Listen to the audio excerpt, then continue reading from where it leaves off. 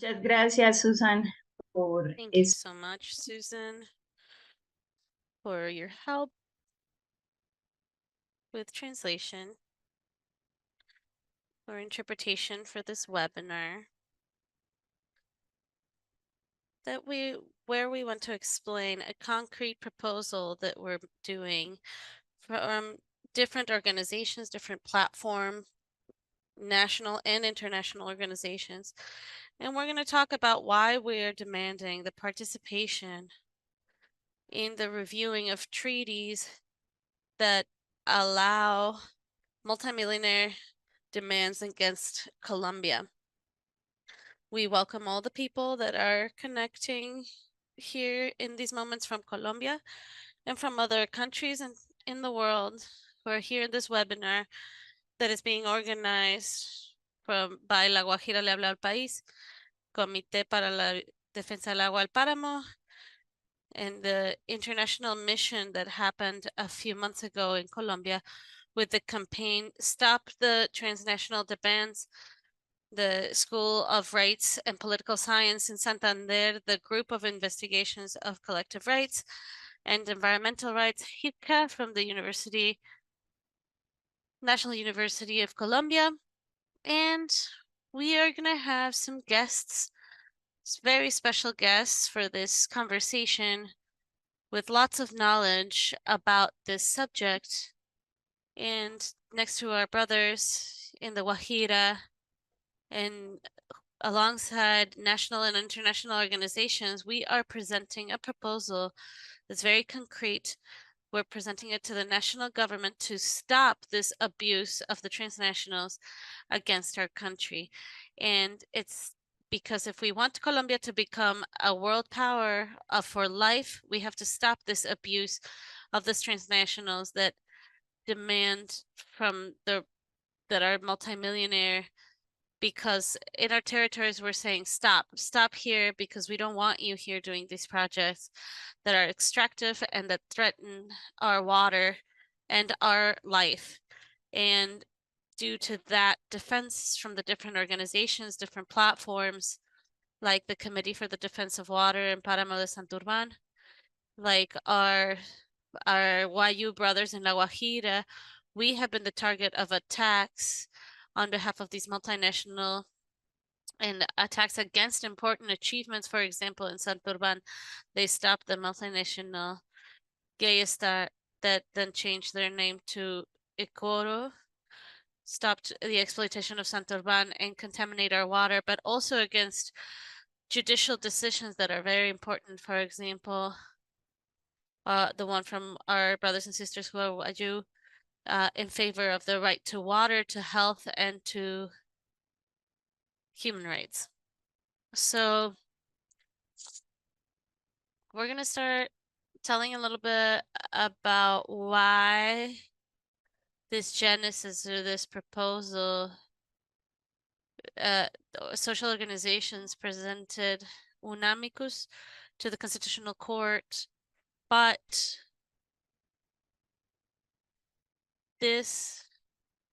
they realized that this couldn't just stay as a judicial discussion, but this had to go further to the civil society. It had to connect the civil society from a political decision from the state. And next to Alcajar, the Santurban Committee, in this platform, they talked to the country and different organizations that are national and international. We're asking for the review on behalf of the national government of the system. And this statement had the backup of 290 organizations nationally and international, and also the backup of over 60 Congress people from different camps. And after this declaration, there's the international mission that visited us a few months ago here in Colombia, where they were in La Guajira, they were in Santurban. There was advocacy that happened, meetings with different entities of the national government asking for the need of this review and for this review to be done with an active participation and with the decision of the communities in its territories, and we launched a petition that is to organize an audit commission that includes people from the civil society to do this review of this arbitrary system and of the investment chapter that allows them for the multinational corporations to make us defend our water, defend our environment, and tell them we don't want these extractive projects in our territory. That petition already has the backup of over 1,000 signatures, and that makes us very happy because what it shows us is that the people are interested in this and that this has to be a decision from the state and it has to be a decision that is connected to civil society. So after this context, we're going to be talking first with the organizations that have the platforms, social platforms, two of these platforms who have had to withstand this abuse from the multinationals. One is from our comrades Guayú in La Guajira, and the other one is the Comité Santurban in Santander. So we're going to start with the question with our Waju collaborators, because the mining company Glencore has demanded Colombia 3 times, and as a result of the international mission that came to visit us, we found out that they've threatened the country 2 other times with demands. And these demands that Glencore comes up based in the process of implementation of the sentence SU 698 of the Constitutional Court. That's a conquest of the fight of our Wayuu brothers in favor of the Kalagua rights. Oh no, the rights to water and to health for the community. And so I'll hand the mic over to our coworker Misael,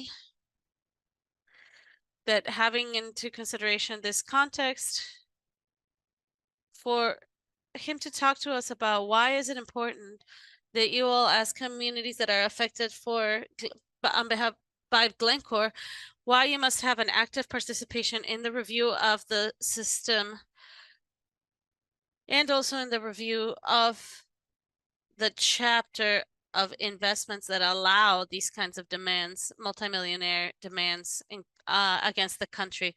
So, Misael, you have 5 minutes to explain to people why, well, people that are connected in Colombia and other parts of the country, why it's important for you all to have an active participation.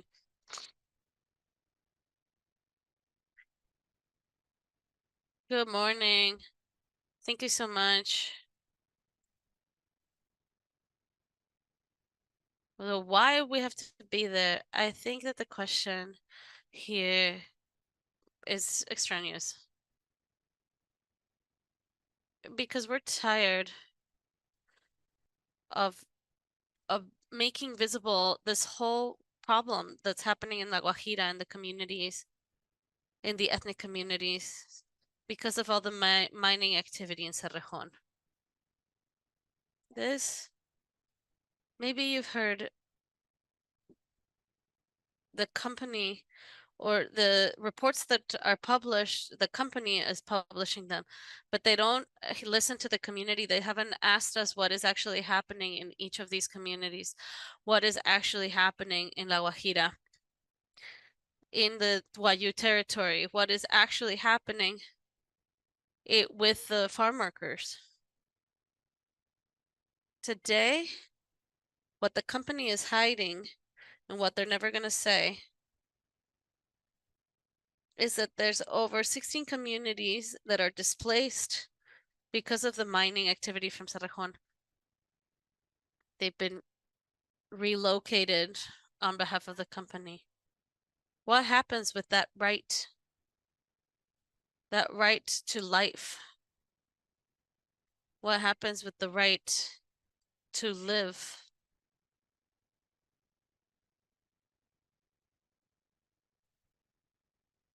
And within this, we need to be taken into consideration and be listened to so that we can explain what is happening here in La Guajira. What is it that Cerrejón is doing in this territory? Knowing that they're doing things wrong, knowing that they're affecting us, they continue to deny this. They continue patting their backs as a responsible company, the best mining company.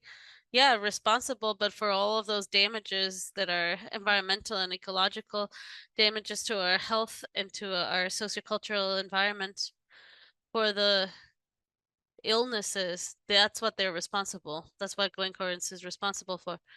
A sentence of impunity, same as what other ones that the high courts have presented, and none of them have gone through. Demands on behalf of children, on behalf of the environment, failures that have happened, and nothing at all has happened so far.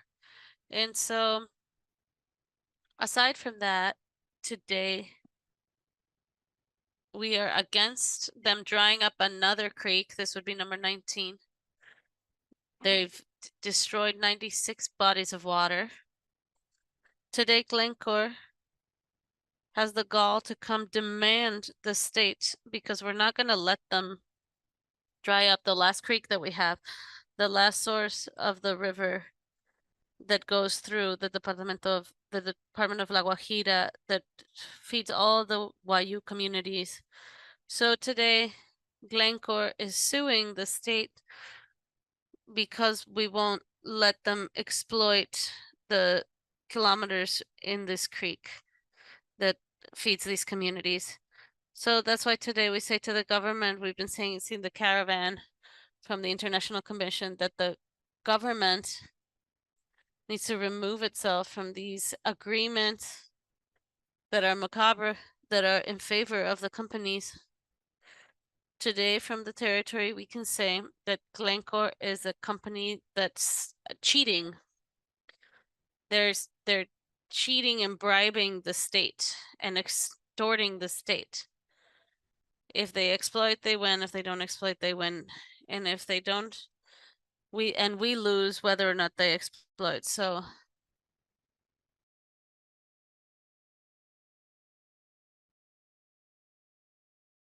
we presented all of this and they saw it with their own eyes. They touched the reality that happens within this territory with the mining activity.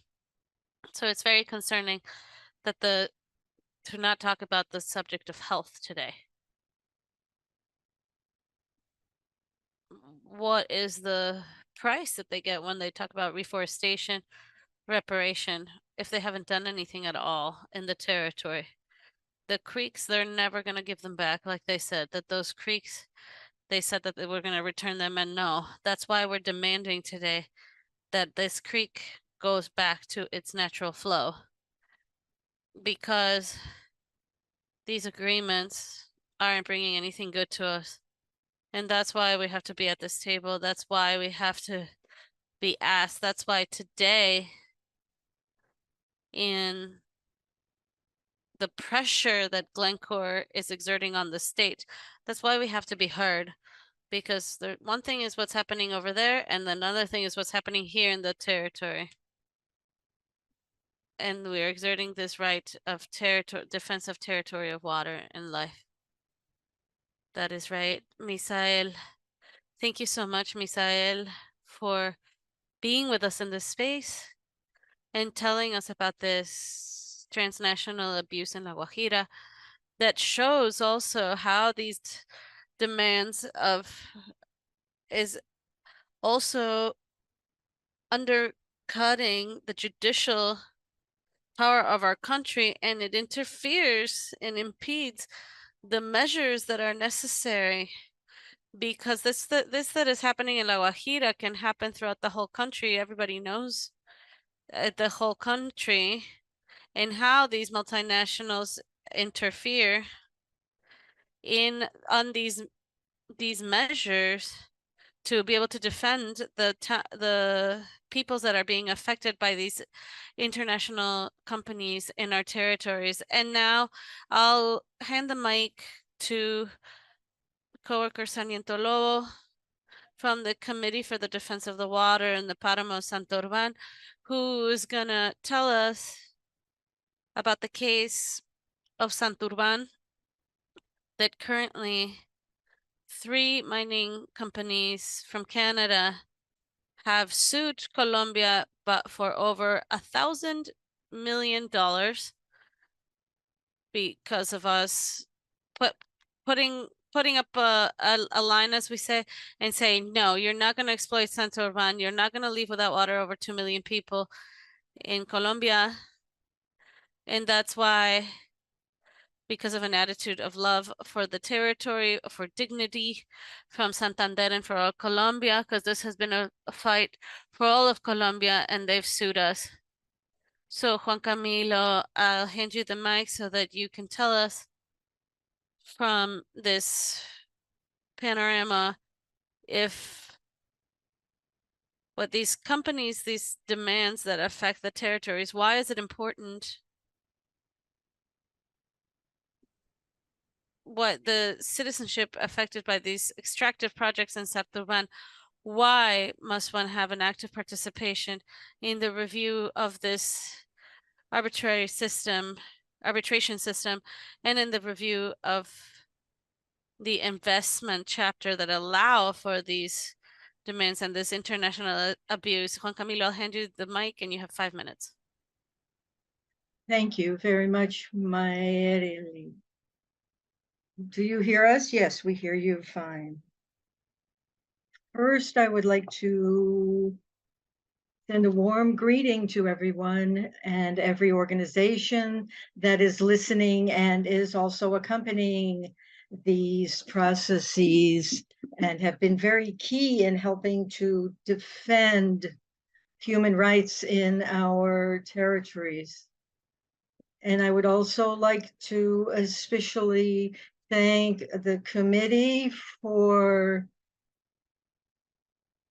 their specific aid, especially a group that investigates human rights and environmental rights from the National University and others, who have shown a real example of how to defend Mother Earth and the territories and the local population. So to begin to talk about this situation related to the committee, first, we need to remember and go back in time when 14 years ago, many people, including Rafael, who's here with me, and Jesus with one of the trade unions, and Mayerly, who is the moderator here, and others who began this fight to defend water and the environment 14 years ago against transnational corporations that were trying to exploit the Páramo and affect which would affect the ecology and the water in the northeast of Colombia, affecting the Páramo and the forests that have a lot to do with climate regulation. We, through a huge mobilization, we were able to stop Glencore. However, these transnational corporations were able to take advantage of the free trade agreements to blackmail the government and organizations working in environmental protection. This has been a very complicated situation because the population has been able to gain space in terms of the FTAs, the free trade agreements, and through the social movement, have been able to make progress. But it's very complex because even though they are able to protect the environment, the transnational corporations are continuing to work in the region and affect the water, and they're doing this through a corporation in the United Arab Emirates and other Canadian corporations. And so these corporations are there right now and are affecting the mountains, which is going to destroy the water source for 3 million people.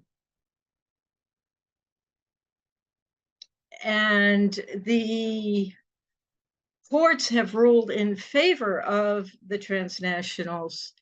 And of course, the free trade agreements play the role of international policemen to say that if you do not allow us to exploit your territory, we will sue you. And in this case, these lawsuits in this case are for billions of dollars. And this is an incredibly complex situation. Currently, through the Eco Oro or Eco Gold project, they left some tunnels and wells open that are causing problems with the environment.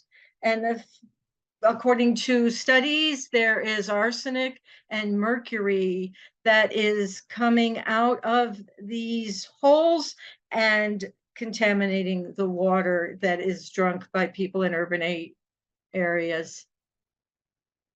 But despite all this, they are suing Colombia for over $700 million. They destroyed the water, they contaminated it, and on top of that, they're suing the government. And this is going on through the Canadian-Colombian Free Trade Agreement in that framework. And so what's happening here? So through these lawsuits, they start pointing out the activists, some of the people that are here, and they are accused of getting in the way of development and promoting violence. And this is because we are resisting in the territory and keeping out their exploitation.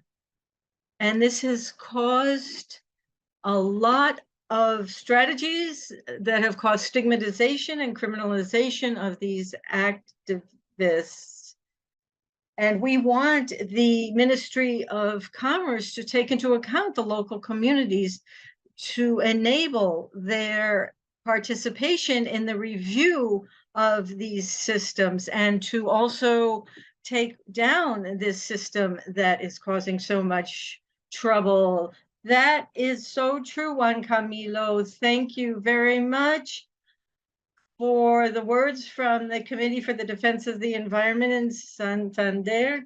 And this is the second example that is showing the level of abuse from transnational corporations, which is also leading to other situations that are endangering environmental activists in Colombia. And the Colombian government has decided to review these protection agreements and system of arbitration that is causing us to lose sovereignty over our territories. Now we're going to talk a little bit about the international mission that visited Colombia that was known as Stop ISDS. and came down to see how people were working to stop environmental degradation. People came from different countries in Latin America and Europe. Throughout the declarations, the process, and the mission, Jen in the chat is putting links to our declarations. So if anybody wants to learn more about it, you can go to these documents and see all the information that we have available. Through this initiative, we're very happy to have with us organizations that are joining this large movement to promote public debate. The threat is the lawsuits from the transnationals, not just about resources, also about water and the ecosystem that are endangered by this international blackmail and is dangerous for all of us. So right now, we're going to hear from our sister organizations of the Plataforma La Guajira and the Plataforma Desca from Jenny Ortiz and Aura Rodriguez. So they are going to talk about their perspective about the importance of having civil society involved in these areas with regard to the free trade agreements in this area and the processes announced by the national government. And if you could talk about how you're going to include civil society in this review. So Jenny Ortiz is going to talk in the name of the La Guajira platform, and she'll talk about the importance of involving civil society. Thank you, my dear Lee. Hello, everybody. I'm Jenny Ortiz. I'm a CNAP researcher, which is the Center for Popular Research. We've been working as different organizations for the last 15 years, accompanying organizations affected by international organizations that are affecting our country. There are three central aspects that I'd like to talk about in the little time I have. First,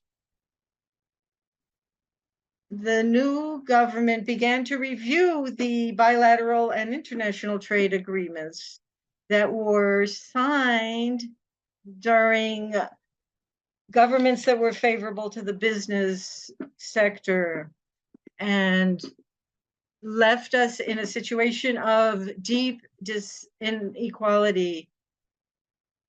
It is possible to have good bilateral accords, but these are not. Where Colombia has lost its sovereignty and where corporations and countries that support these corporations, such as Switzerland, are taking over sovereignty of our country. Within the civil society organizations, we are collaborating with civil society organizations in the other countries that are parties to these agreements. For example, Switzerland and Germany, which are actively participating. And everyone in Europe, the US, and other countries are the ones that benefit off the pain and destruction in the local communities here. Now, with regard to international arbitration, Glencore is an organization that has been violating human rights since 1995 in Colombia, specifically in La Guajira. This company, which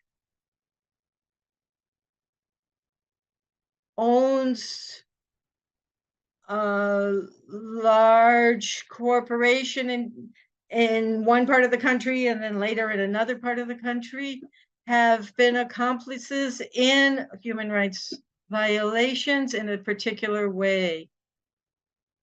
Misael was talking about what was going on years ago about violation of food sovereignty and the right to water. The courts have respected and have judged in favor of the community's rights, especially in La Guajira. But what the corporation has done is to sue the government to get access to do their mining. And so we are losing out in regard to these free trade agreements because it is the other countries that went out with these free trade agreements. So if you analyze this, we go into the court, we lose, and the corporations, on the other hand, must respect local human rights and should not act with impunity as they have been. If Glencore agreed to respect human rights, they would pull back on their lawsuit. And the local people are also trying to defend their own sovereignty. We are a sovereign government, a sovereign country, and we are not afraid of this arbitration. Other countries such as Mexico have been involved in this, and one of the things that we are very worried about is that big capital is going to win out. And let me just one more thing and then I'll be finished.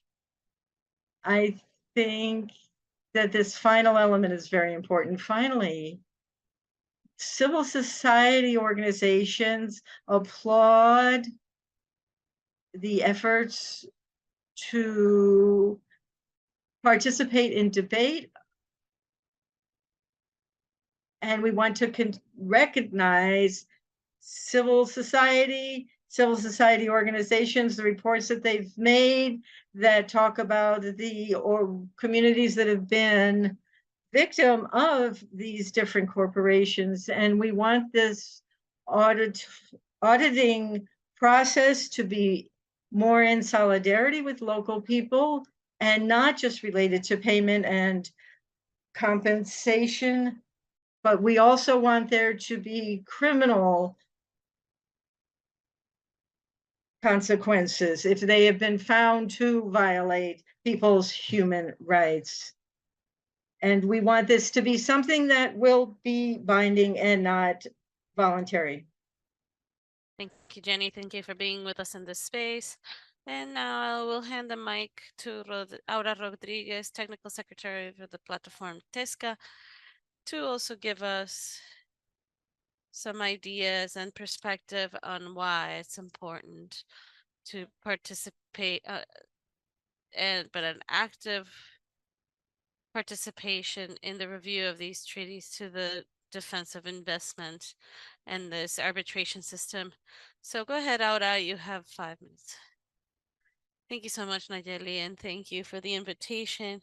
First, to say that the Plataforma, for about 25 years, we've been going over the subject of the commercial treaties and their relation to human rights. And from there, we had the possibility of pressuring for the participation of civil society in the treaty between Colombia and the United States and the agreement with the EU.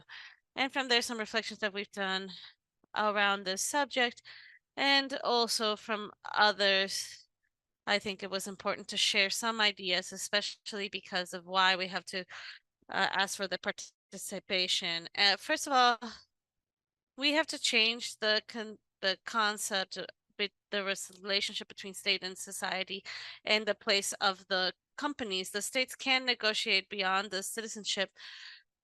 Simply the ways that are affecting us and that have to do with our rights. Jenny has said it, but also from the platform and many organizations. We don't, not only in Colombia, but in the world, they have commented in cases as Latin America, and there is a narrow relationship between the advances of treaties and the participations of these big multinational companies and the violation of human rights and the relation of how the armed conflict has gone up in countries such as ours. Many years ago, we documented not just specific cases and territories, but also how it's a permanent element. For example, the fact that the displacement forced in territories and big multinational projects, the violations of worker rights and territories in a massive way towards women also. And this makes the society not just the one that receives the negative effects of these agreements, but that we also have mechanisms that are real and effective where we can be part of the negotiations, and other mechanisms because of pressure and demands from the organizations.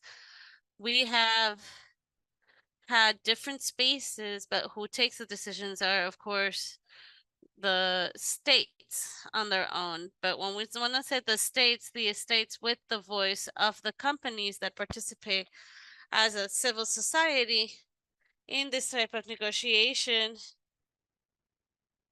And of course, as far as negotiations today, we think that the participation has to be effective because of different things. First, because we have to look in good faith the will of the national government of reviewing these treaties, but it is needed that the civil society has a voice that's real in this kind of review and this kind of mechanism. It can't just be something about access or isolated by moments. There have to be mechanism that makes this be effective. In a lot of ways, it has been known as the room on the side, going around the functionaries and the government. What is needed is transparent mechanisms that are open and from the civil society so that it can be clear how this relationship amongst the violation of human rights and this advancement in general, or these models for commerce. The third has to do with there exists from the proposed organizations about how to build a commercial relationship that's different.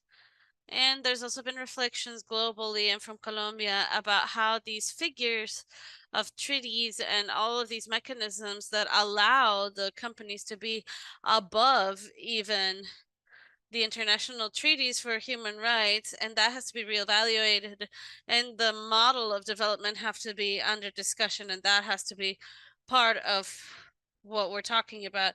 It's not just a problem of any mechanism in which the companies demand they take resources from the state, but they have to actually question and review this model of development, because when the human rights are under doubt in Colombia, for example, this development of peace and even democratic paths to take decisions that can't be above us. But there's a fourth component, and that's the last, and it has to do with what we're talking about with public resources. That is to say, in the case of these big companies, and they demand and they win the demands against the states, there are resources, our commonwealth, national wealth, that are in play, and it affects us, not just it's all of our pockets, in this case Colombians. And there's other things, but I'll share it in another moment. Thank you so much, Aura, for sharing the space and for those reflections. And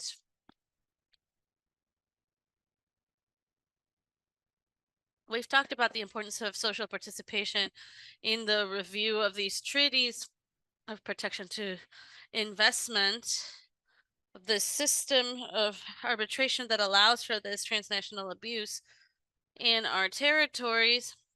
But now we're going to go in to some more concrete we are presenting to the national government a proposal that is concrete and that we hope is being taken into consideration, a proposal that's being made from the Committee of the Defense of the Water in Páramo de Santurban,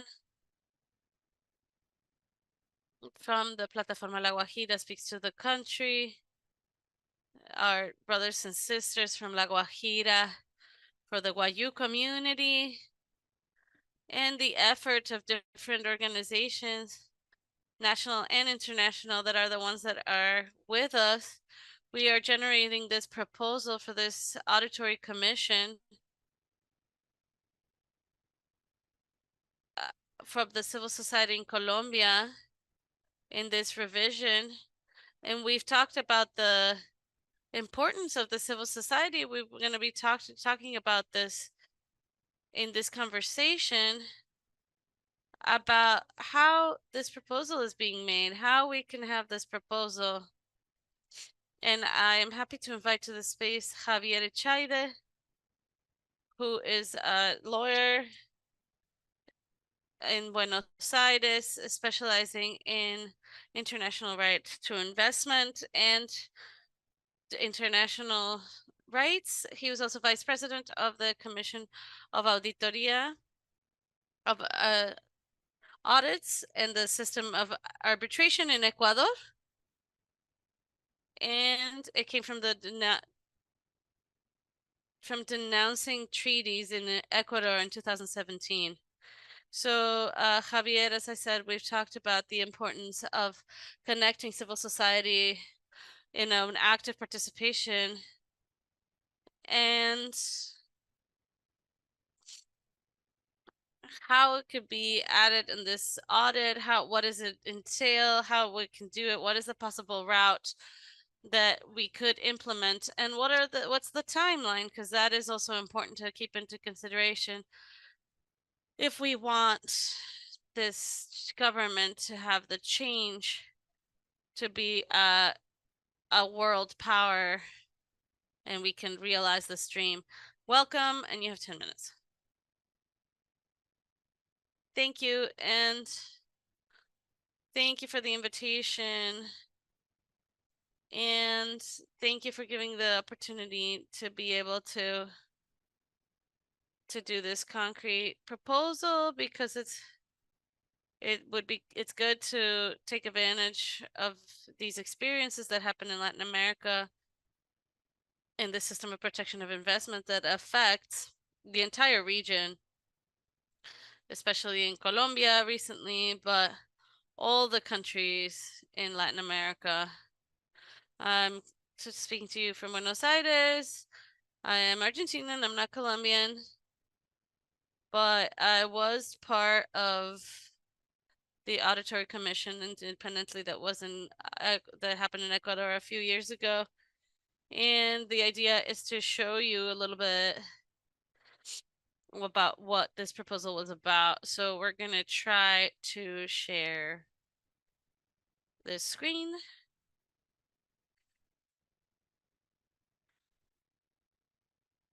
Let's see.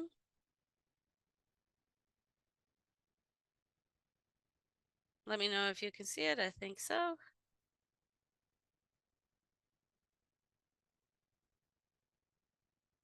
Great. Great.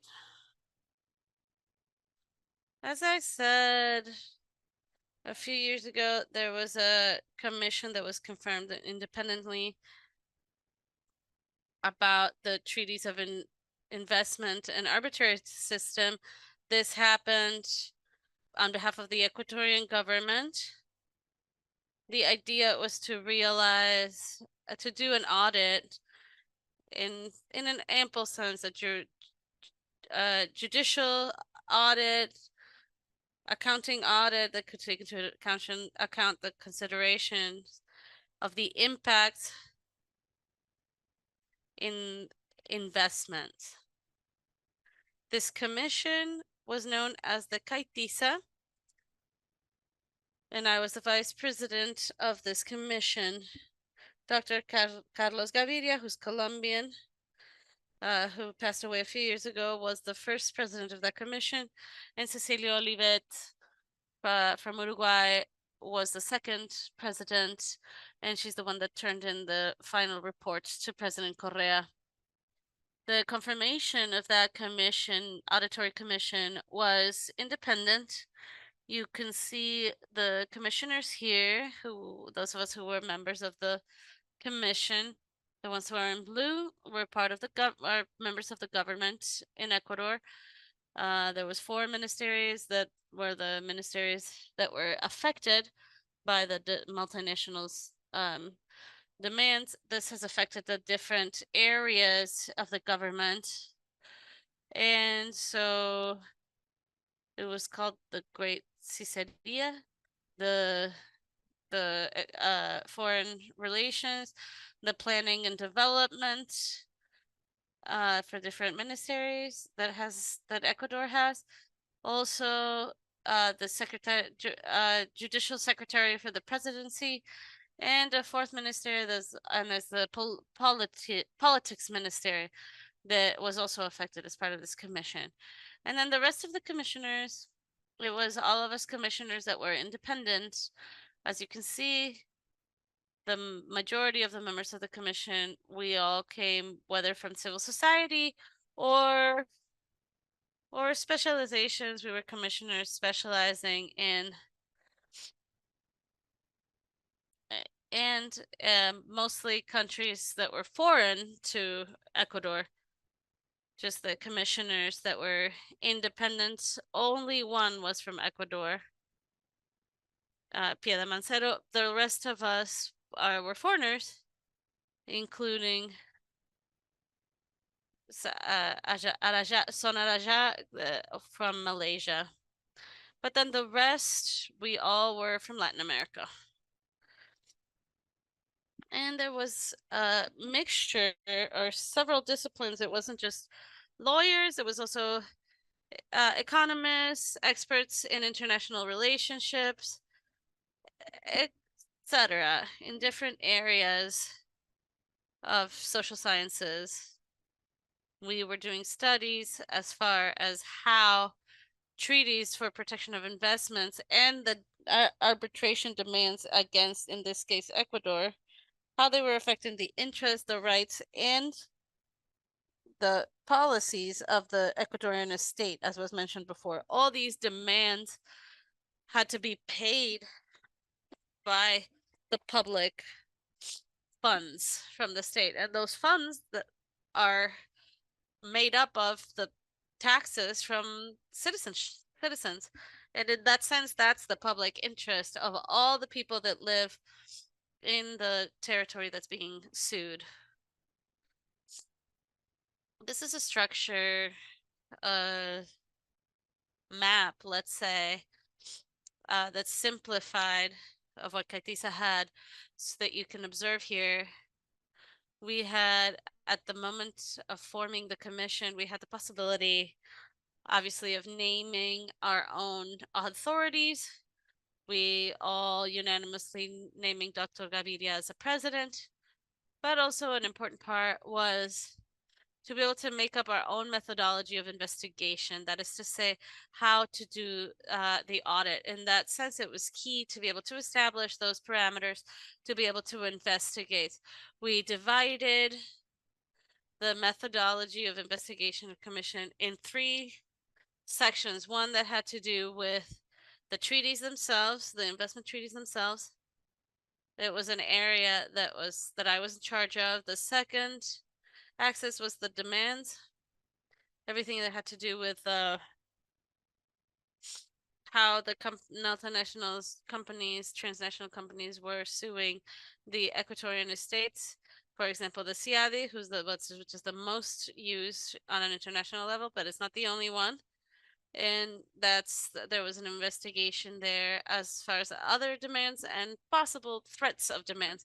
And finally, the area of economic impact, to try to verify concretely if really this system of protection of investments can really attract foreign investment if that happens. If it doesn't happen, if it doesn't get proven, and if there has been a denounce of the treaties, of the elimination of these type of treaties, and how has this impacted? We had a support on behalf of an executive secretary who was from Ecuador and who stayed in Quito throughout the commission's work. The commission was going to last for a year with another potential year, and at the end it lasted 2 years that what had been planned.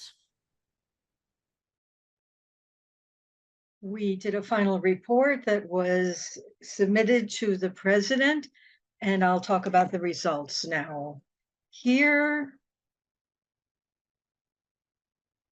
if you read all the agreements signed by Ecuador, most of them offer corporations different kinds of arbitration in regards to their suits or demands.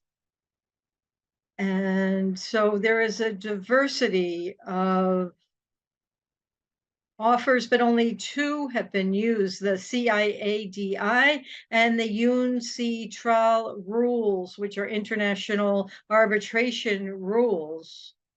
And these are the only two that have been used. And these UNCITRAL rules have to do with an international tribunal, which are also within CIADA. So these are two different kinds of tribunals that are used by the World Bank, where corporations can file lawsuits based on supposed violations of rules in the free trade agreements.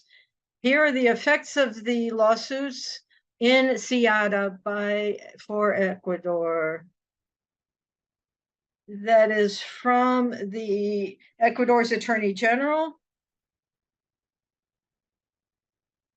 This was not part of our audit to talk about defense mechanisms to find out whether there had been good or bad defense, but rather to see how Ecuador had been affected by its own institutional mechanisms and not talk about poor defense.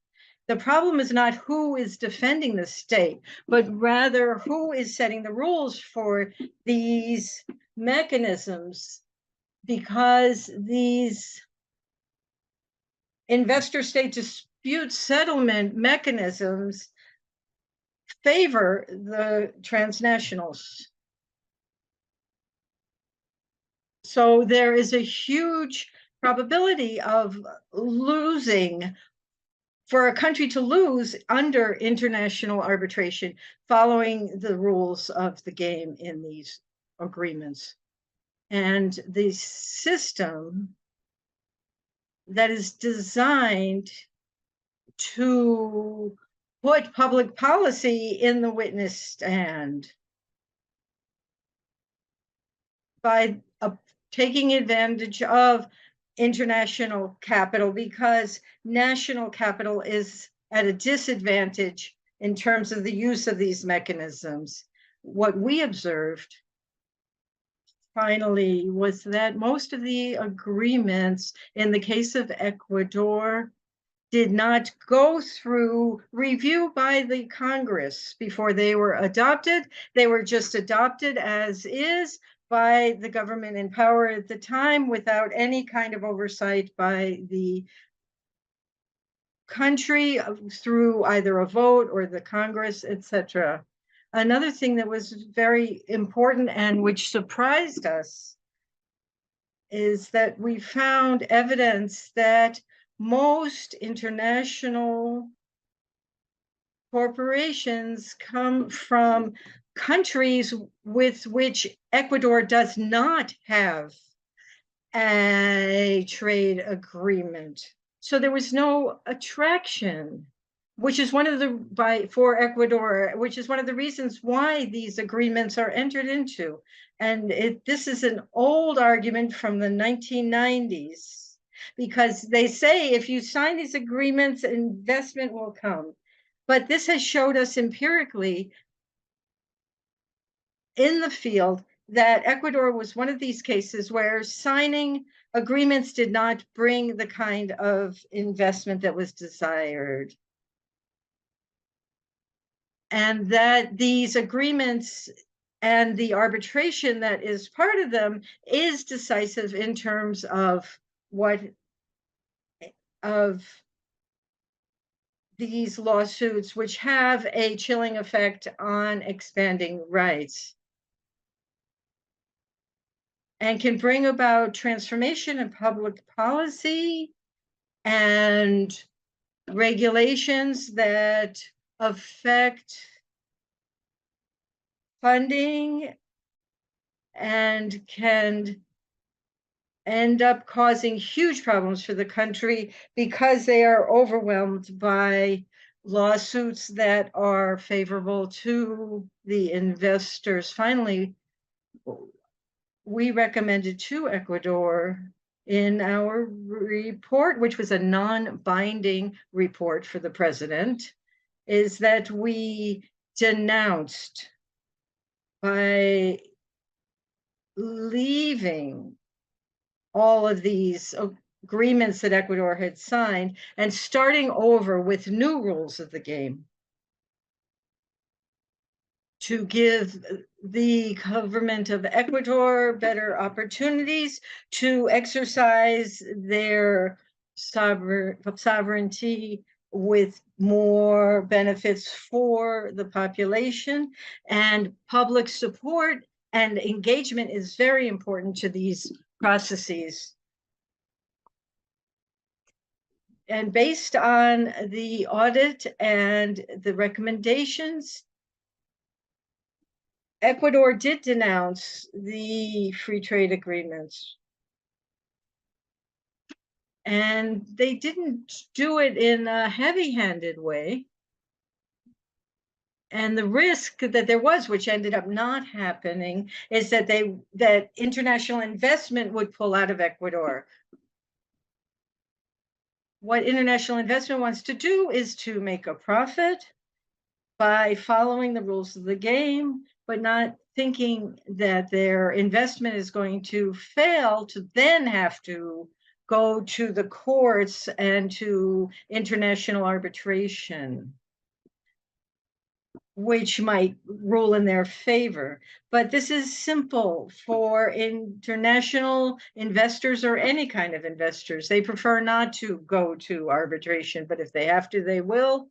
And we feel that it's important to have these kinds of independent auditing to be able to open up what's going on and see what's happening and make sure that everybody can participate and to be able to defend everybody's interests. Thank you so much, Javier, for telling us about this experience that you participated in.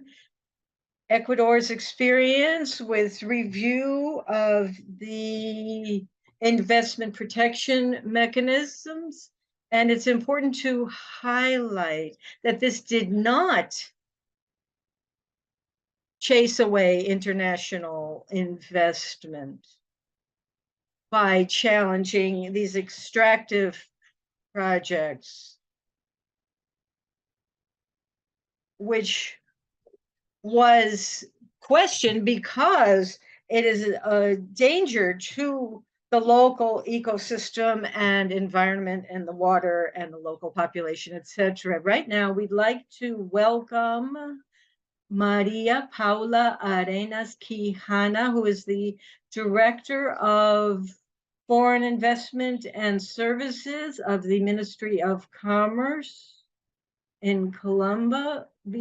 I would like to thank Maria Paula for agreeing to come talk to the local and international organizations that are here and talk to them, who, as you can see, have broad experience in this review of the investor state dispute settlement mechanisms.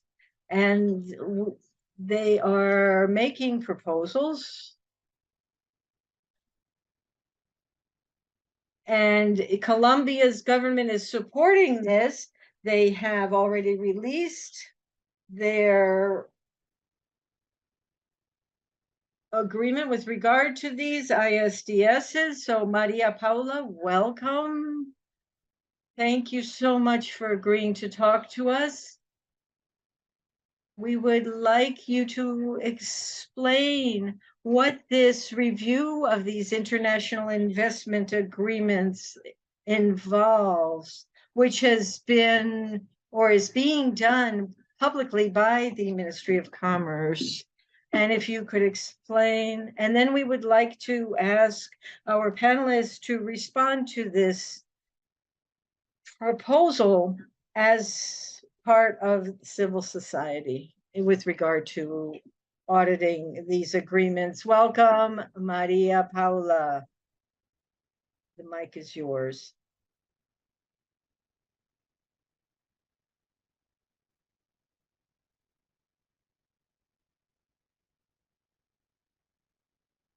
Hello, everybody. I'd like to ask if you can hear me well. And if not, I can adjust things. Oh, we hear you very well. My jelly and everybody else who is in this meeting, thank you to the speakers and everybody who has come. I think that it's clear that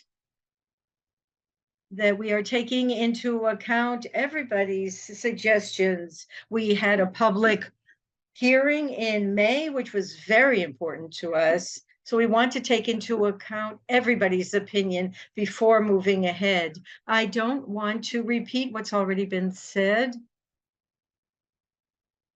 because I think you already know that all countries are reviewing these agreements. There are some 6,000 of them around the world. But that doesn't mean that we don't have to make the changes that we need to make. Colombia has been watching carefully what's been going on internationally with regard to free trade agreements, looking towards the future and to see what is needed to have or review investment agreements that already exist or to have new ones. And what we have seen is that not just Colombia is talking about this. So to get down to specifics, what do we think that a good investment agreement do for Colombia at this time? The first thing is that these are investment chapters that are part of the free trade agreements, and then there are also bilateral investment agreements or treaties, and you can read them. And some of these agreements are very old, and we need to review them. For example, we have one with Switzerland that needs to be reviewed. And we've done a timeline of the agreements to see which ones are most in need of review. And in practice, this will lead us to what countries are calling a model agreement. And we informed the Congress about what we're thinking of doing and have done, and how are we going to define the next steps, and what this model agreement should look like. And I want to say that we have spoken with the minister about the initiatives that you have so well put forward. And we would like to have a meeting with the participants and the minister and the people who have been involved in looking at these free trade agreements. What I'd like to talk about today is what will it mean for Colombia to have a modernized free trade agreement? And as a preamble, we're looking at Colombia's place or situation in a globalized world, and currently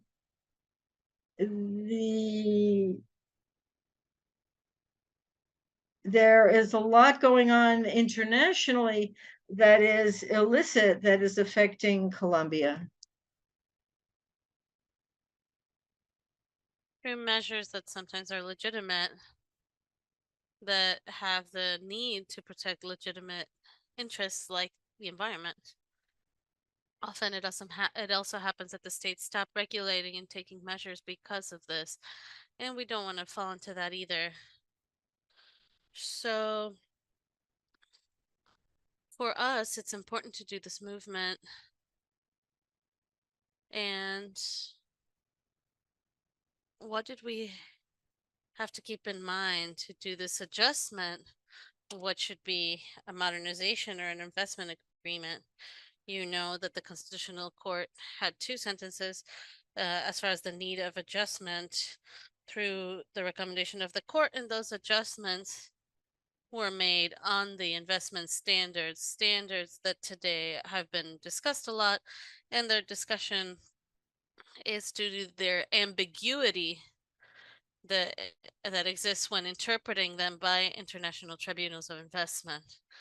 That was taking into account in order to review what that standard should include, and today in the practice is how to limit those standards to have this equilibrium between what happened in the state and the protection of the investment.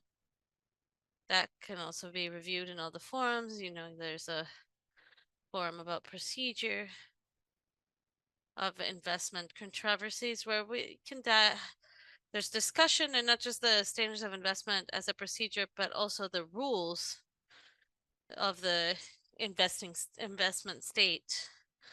And also, and this is a political subject and the type of investment that Colombia wants to have, the investment that we want. And it's an investment that we want to come into a transition in our energy matrix, an investment that generates for all our population, that has a transference that's technological and that has results in all the territories and for all the people that are going to be a part of that investment work and of our nationals. So that's an investment that this winnings generate, and these learning or these lessons. So this proposal for investment agreement had 4 important points.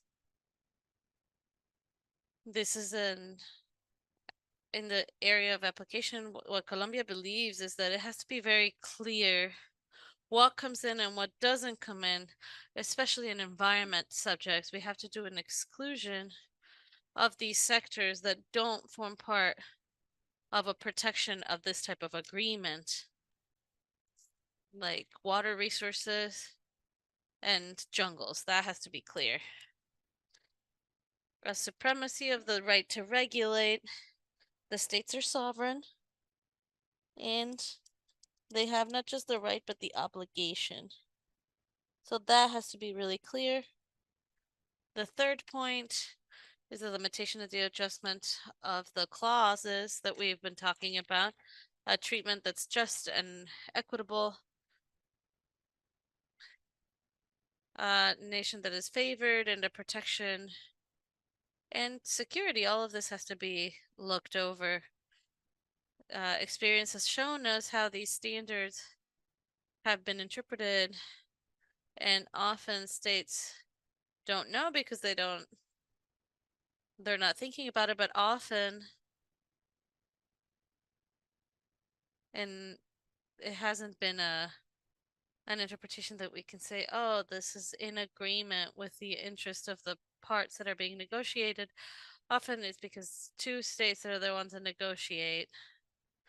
And you say, oh, well, this tribunal didn't have into consideration what the states agreed to. So those standards have to be reviewed and, if needed, to be eliminated. What we've seen is that you can show the way and the possibility to eliminate certain standards in this moment, and it will get done. It's important anyway to have the limitation of the standards, clauses that take one to that limitation and that keep it really clear in the moment that is like any controversies, that you can't go beyond an interpretation because it'll be clear how far you can go. And finally, the fourth pillar is what is reviewed is a solution of investments. And it's a very shortened version where it's the possibility is much more limited for access to jurisdictions and for the tribunals to get to know these cases. As you can tell in what I just said, when you take what's substantial or you limit what's substantial for the court, that is that Colombia protects investors and protects this kind of investment that we were talking about. But where there's a clarity in the reach and the interpretation of these standards, and it's way less feasible to get demands that are superfluous or that are subject to interpretation. So this is broadly what we want to put in practice in as far as environment, what we've written up as far as the model. And we have the 4 to 5 clauses and the supremacy of human rights, the right to the environment as a human right, and to see how you can limit these standards and for that to be in accordance with what we want to avoid. So this is very broadly, but I thought it was important to come tell you. We have to do like a conducing thread of what has happened, a little bit more landed, and what is happening in other countries, what type of clauses. Once again, Colombia, we're not talking by ourselves. So we're aware of that. And we've talked about having an in-person meeting with you all. And thank you for being here. Thank you for this space. And we'll always be really happy to be able to share with you.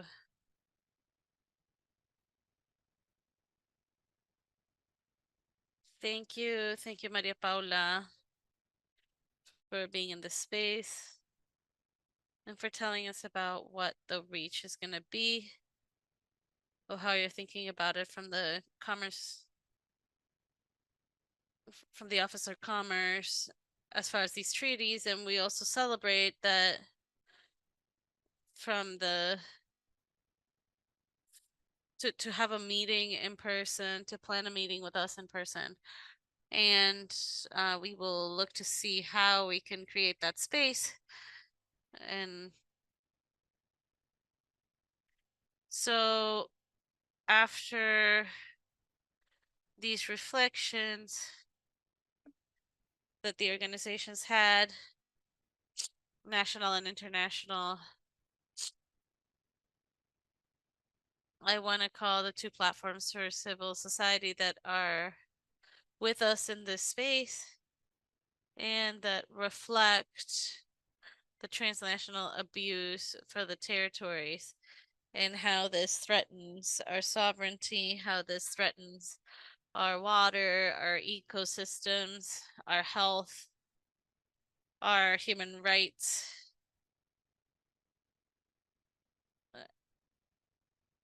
And to the environmental advocates, and also Juan Camilo, who's with Angel. If I may call him Angelito, that's what we call him, with lots of love because of what he represents for this struggle. And I also call Misael from our brothers and sisters, from men and women who are Wayu, to give us some reflections about what you've heard, what you just heard, and the Secretary of Commerce, Juan Camilo. Angelito, you have 5 minutes. Thank you so much, Mayeli. And firstly, I want to thank the organizations of the mission, Aura, Jenny, and Misael, for this such a representative struggle there in the territory. We're looking with very positive light, and as far as participation and the Secretary of Commerce, that to create this dialogue. And the dialogue, what it represents is a change. There's a real change. That change we can see it represented in that dialogue that's been constant. There's always room for that dialogue. We have to recognize that there is a change there. What we need is for that change to be enough to eliminate the violence in the territories, the risk and the damage against the water in Santurban and Nororiente, in the northwest, Colombian northwest, and for all the Colombians who are from Santurban, and all this ecosystem and that is so essential to life. So we need for that change to be enough, and that implies eliminating the system, taking that system out, because as a lot of people have said, it's a myth that that system brings investments. It doesn't do this. What it does bring is damage in as far as water and health. So we need for that change to be enough to eliminate all these violences. And very concretely, we ask to put your eyes on the free trade agreement with Canada too, because that's been pushed aside. And from that relationship with Canada that are purely extractivist, there's been a great vulnerability from the territory, great vulnerability of Colombian people, and we have to change those relationships that exist with Canada, and the government has to look towards here and generate some deep transformations that are real and that eliminate these violences, because it's not an exclusively financial subject. But I will hand the mic over to Angelito, who is also going to share their perspective. Thank you. Thank you to the international people for this help, this interest in helping Colombia, helping this Colombian people, and thank you to the nationals of national platforms and from our people from La Guajira. I see in good light also what we just heard from the Secretary of Commerce. I think that's very important because we are concerned about what's happening with these treaties and these international treaties because they come to exploit us, is what we see, and they threaten us and they contaminate us. What is happening with this invasion and this international invasion of Colombia is that it's against life. It's against life, not just human life, but life in general, natural life, nature in our territories. At least what is happening here in our territory in Páramo de Santurban is we're in the highest part in the Páramo, and from then down we have our community aqueducts that take water to over 2 million people. But even further down, there are also other aqueducts and other communities that benefit from the cuenca that these páramos form from the there's some fishermen, and there's a community in the high part, which is the páramo, and then the watershed, which is the lower area, which is Santurban, and then the River Magdalena, but then it keeps going, the contamination, the pollution, and the damage that's being done through the Magdalena River towards the Caribbean Ocean, and there all this whole biodiversity that we have, they're contaminating us from the top to all the way down, and it goes against life. All our living beings that are there, not just humans, I repeat, and also And then with regard to threats also, this is an invasion against human life and biodiversity by transnational corporations polluting the land and the water. And then with this new government, we hope that they can achieve a change with this problem. And as the delegate from the ministry announced, we hope to reach agreements that we can will then serve to get free of these agreements. And we'd like to thank everybody who is helping us to save our lives and our territory. Thank you. Thank you, Juan Camilo, and thank you, Angelito, for your thoughts.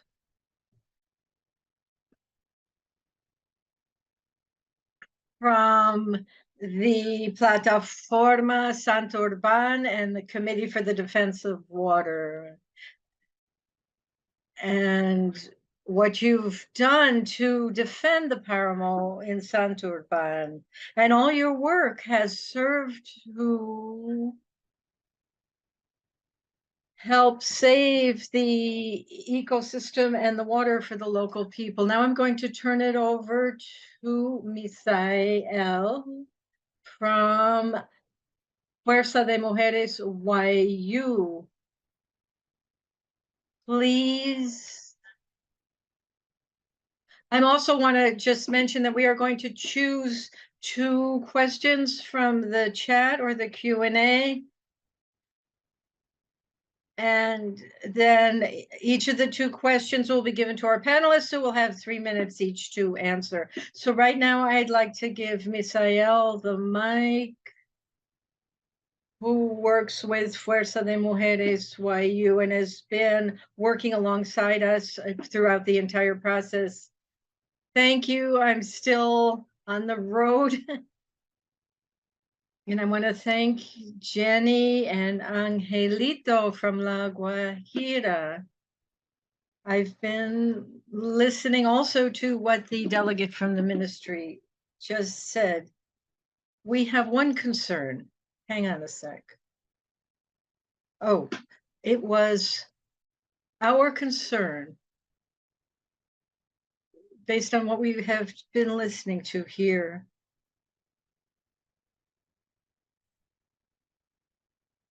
that we are crossing our fingers, hoping that this is going to come true. With regard to the agreement with Switzerland,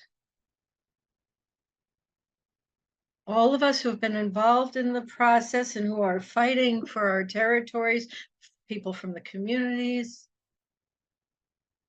this is an agreement that can be analyzed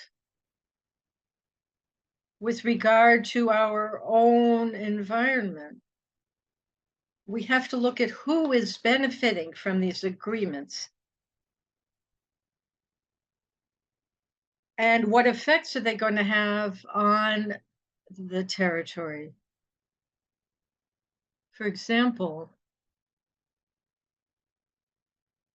we are pleased that there will be a review of the agreement. This does help to reassure us a bit, but it is still something that is on a desk. It still needs to be sent to the territories, and the communities need to be consulted.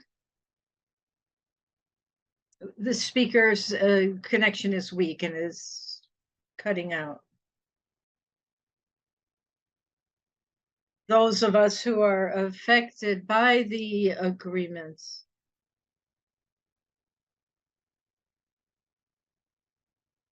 those of us who are active in the local regions, we hope that these things can happen and that this review will have an effect on the agreement, and that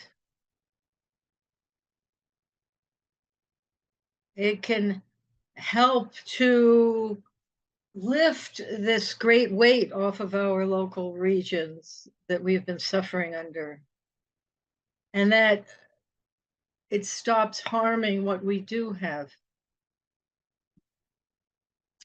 And we do have to wait to see what happens. Hopefully this will take place and it will have a positive effect, and rather than just saying, oh, for these reasons it can't happen. We want it to be a true change.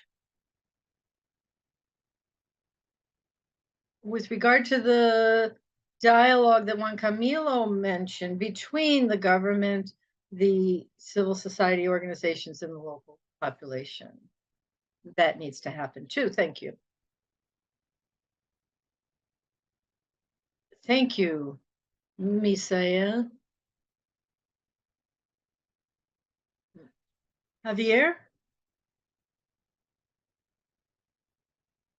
Or Jenny, would you like to give us some 3-minute response? You can go ahead.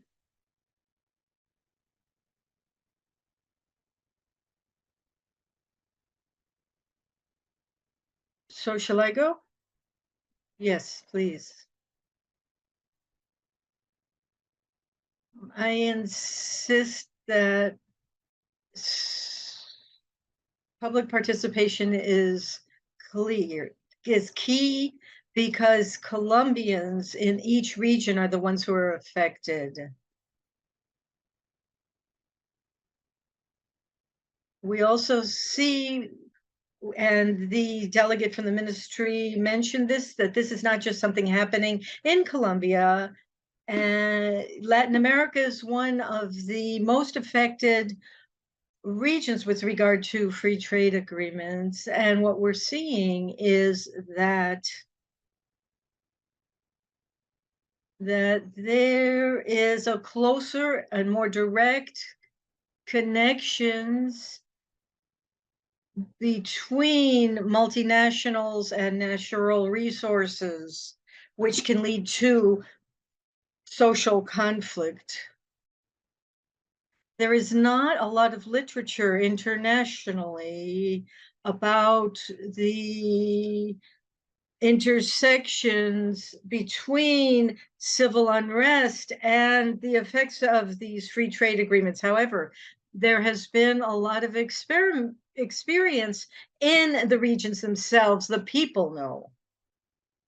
So internationally, in academia, among experts, etc., who are following this, we want to know, we want to learn about what the local experiences are, because there's a lot to be learned there. And we can also support the struggles by local people in these regions by providing advice with regard to other cases that have been brought forward internationally.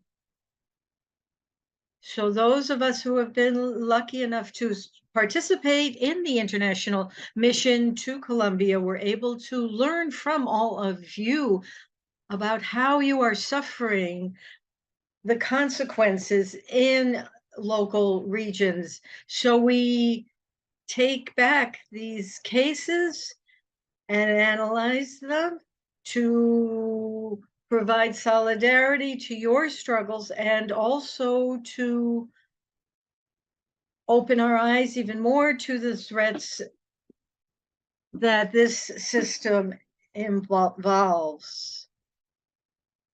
And this is part of international debate. Colombia is not alone.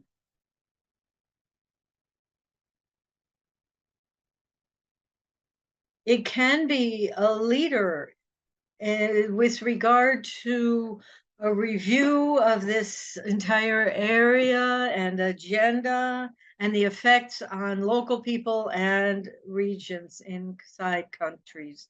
And so we would like to offer our help to any local organization that would like to have it. Thank you very much. Thank you, Javier.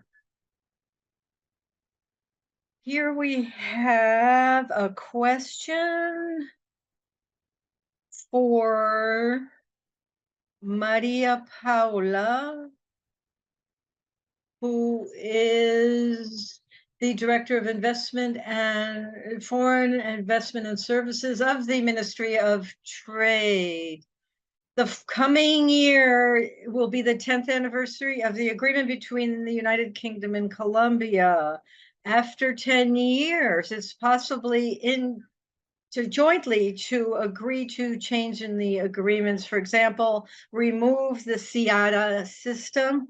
Is this information in the working agenda for all of you in the Ministry of Trade, Maria Paula? Maria Paula, would you be able to respond to this question that's in the chat? You have 3 minutes. I'll be brief. Yes, we are reviewing as we're able to see how we can improve the dispute settlement mechanisms. And the United Kingdom is one of the agreements that we will be reviewing. And I think the issue with regards to the CIADI system is on the table, because this is not the most beneficial forum for a government. And so we need to know exactly what it means, which parts of the system protect investors and investment, and other technical things having to do with frivolous suits. And so we do hope, and we think that this will be fruitful with this, that this review will be fruitful. Thank you.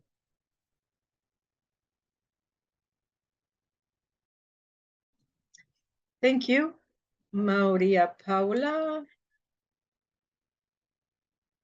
And now we are going to start winding up. We have a few more minutes before the top of the hour, and we would like to use them to give a chance to 2 of our colleagues to give us some conclusions and next steps in this process. First, we're going to hear from Alejandro, who is a professor at the national universities, a political analyst. He's been studying and analyzing these policies for years. Welcome, Alejandro. Could you please give us the first conclusions from this webinar? You have 5 minutes. Hello, everybody. Thank you for the invitation. More than conclusions, I would like to propose several reflections with regard to steps to be taken. I'd like to start by saying this is a very difficult debate. It is very demanding, which is a play on words in Spanish related to lawsuits.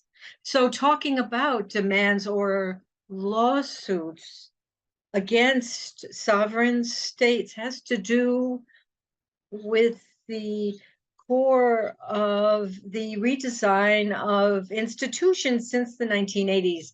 It is not an accident. It is not a lateral issue. Rather, it expresses what we could call the center of the debate with regard to what institutions we have and what institutions we need. That's first. It's an important debate for the institutions to guarantee human rights and to respond to the civilization crisis that we're facing as humanity today. Because of the previous, I think it's important to insist that the steps to follow, more than sequential, they're simultaneous and they should be in multiple spaces. First of all, I think it's fundamental, the exercise that we're doing about getting alliances. And I think the gaining alliances has to be seen in a multi-scale level. We have to reinforce alliances in the territories, local territories, in the national territories, and in the transnational scale. I think that that's point number one. Let's think about alliances that are multi-scale. The example of the committee in Santa Urban has shown a great capacity that the movement in Santander to generate alliances in that region of the country, but it's also had a capacity to generate alliances with other similar movements. A good example is what's happening, for example, with the defense in the territory of La Guajira. So we find dynamics there that are at a regional scale or inter-regional scale that then project nationally, and they generate international alliances. That's how alliances work, because we have to generate new practices of conjoined work and I insist, to act in several levels. The third thing that I want to propose is this is an academic debate, and Juan Camilo said it well. We need a debate here about what are the values that are important, whether investments are more important or human rights are more important, or if, as the minister representative was saying, we can think about investments according to human rights, but if there's a tension dynamic and if it can be complemented, of course, we would have to look this up, because so far investments have been above rights and above the life in the communities. And it's a crucial debate. What are the main values to defend? And what are the standards that are most important? If we're going to generate an institutional that values more the investments or the standard of behavior of public policy. So thirdly, I insist, it's clear to hear these academic debates for standards and values for a democratic society. In fourth place, I think it's important in the alliances to ask ourselves, what is the role of the sovereignty? Because what we have seen from the 80s here is the reinforcement of sovereignty of the capital, and but over the transnational sovereignty and autonomy, and it even creates even including the indigenous peoples that have constitutional guarantees that protect them. So this is also what determines this. And to finish up, we need a debate about the institutionality that we have and the institutionality that we need. And in that mark, the institutionality implies a question of what is the regulations interstate and within states. That's a debate that has to do with the free trade agreements and investment agreements, but it's also a debate about the guarantees that states provide in front of foreign investments. And that is why I insist that we need alliances at several scales, and we also need alliances in several levels, because the debate of institutionality goes through the institutions of the state, the treaties of the state, and how it can be regulated. And however, this is my last message. It gets moved. It moves.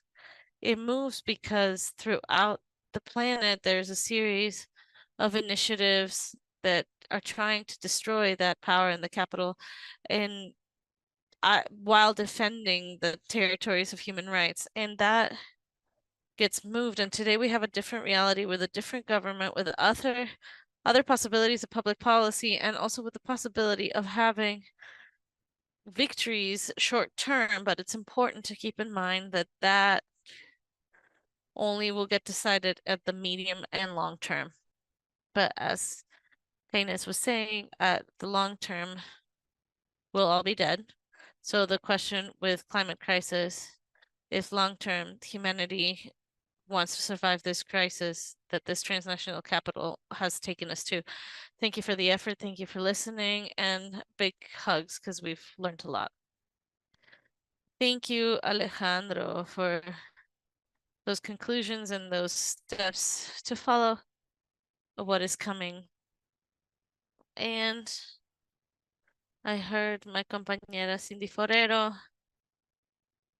is one of the organizations, CAJAR, which is one of the organizations we've been working with, all these initiatives in this process to be able to review these agreements of protection of investments and with this transnational abuse of our territories. So go ahead, Cindy, you have 5 minutes.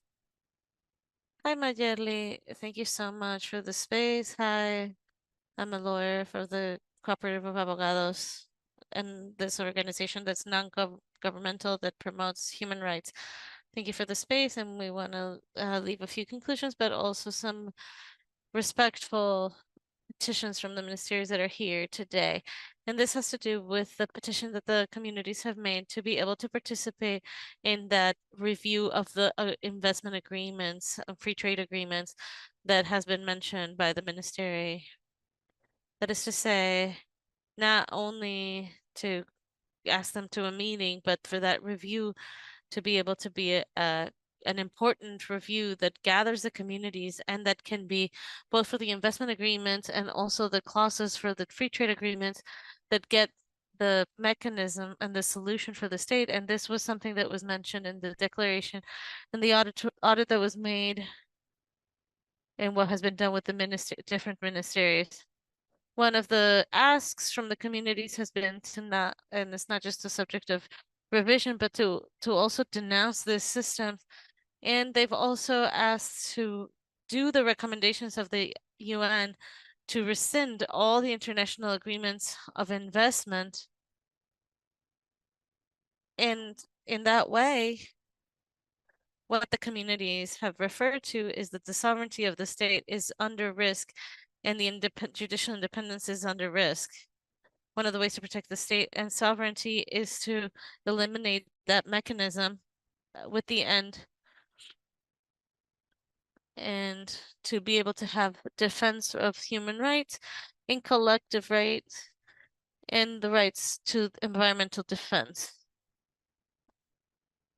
It's also been proposed to the ministries and to the government that it's not necessary to defend, and that one of the solutions would be to promote justice and the use of national justice to the resolution of these disputes between investments and state, and it could be a viable solution to not be tied to answer to an international arbitration that, in the case that the Colombian state gets condemned. One of the petitions that have been made and that we should review as far as the review of these agreements is that to what point does the ministry want to contemplate not subscribe to treaties that have these clauses to protect the investments? Another thing that's important to remember is that the Colombian state should enter in a moratorium before signing more international agreements for investments, and that those efforts from the state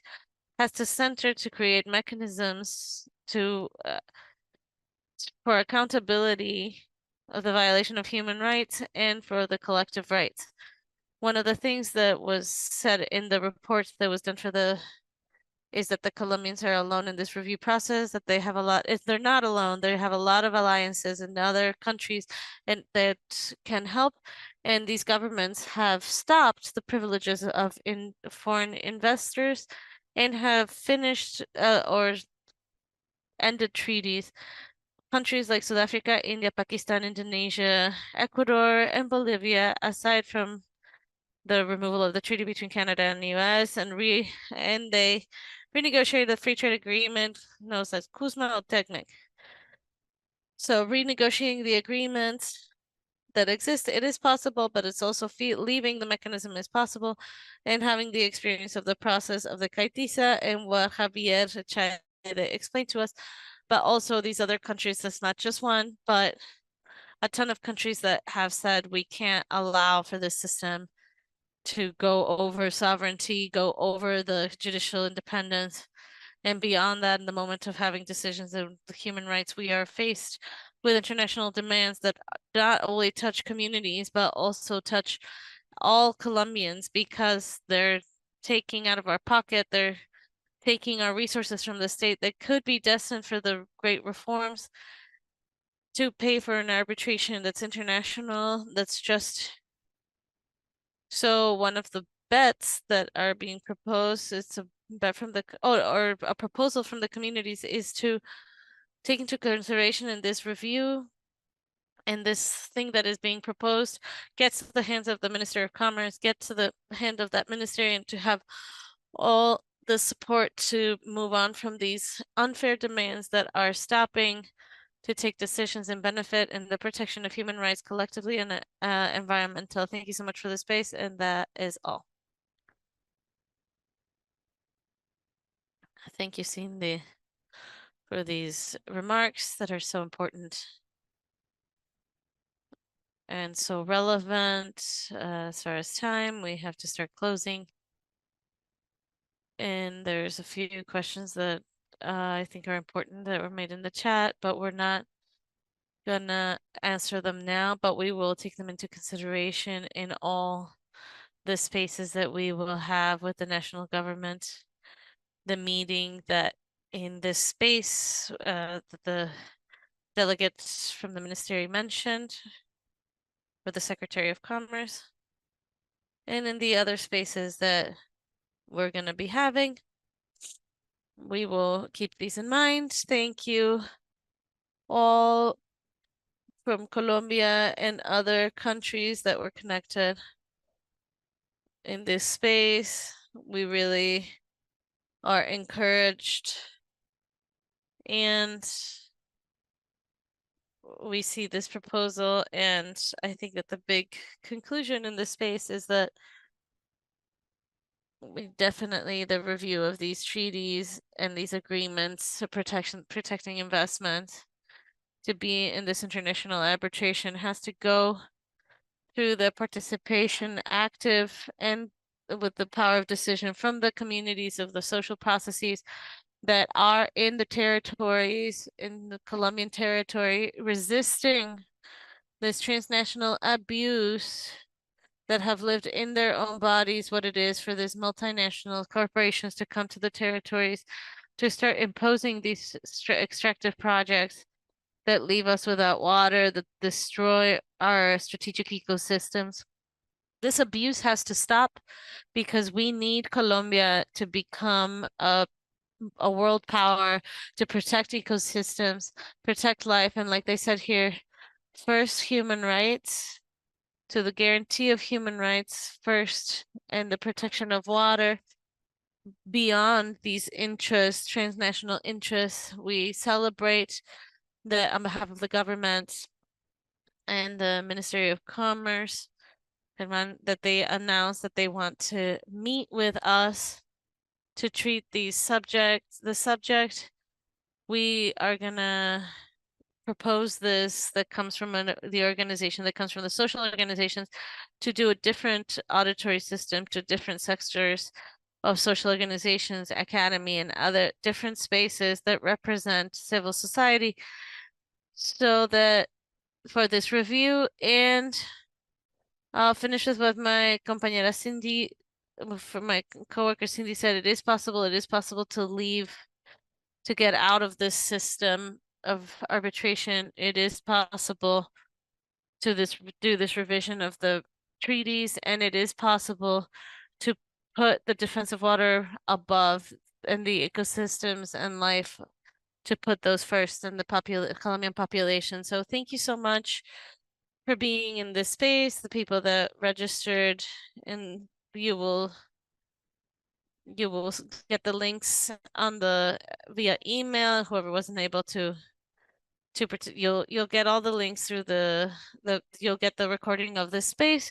We ask the people that haven't signed the petition to that we can do the national, to please help us create this auditory commission to sign this petition to back up the defense of water, defense of life, defense of sovereignty of this country. And we invite you to follow us with the hashtag Frenemos la demanda de transnacionales, to follow us on social media, the Comité Santa Urbán, La Guajira, Le Habla al País, Fuerza de Mujeres, Guayú, these platforms that are defending water for all of us. Thank you all for the space, and we will see each other in future initiatives.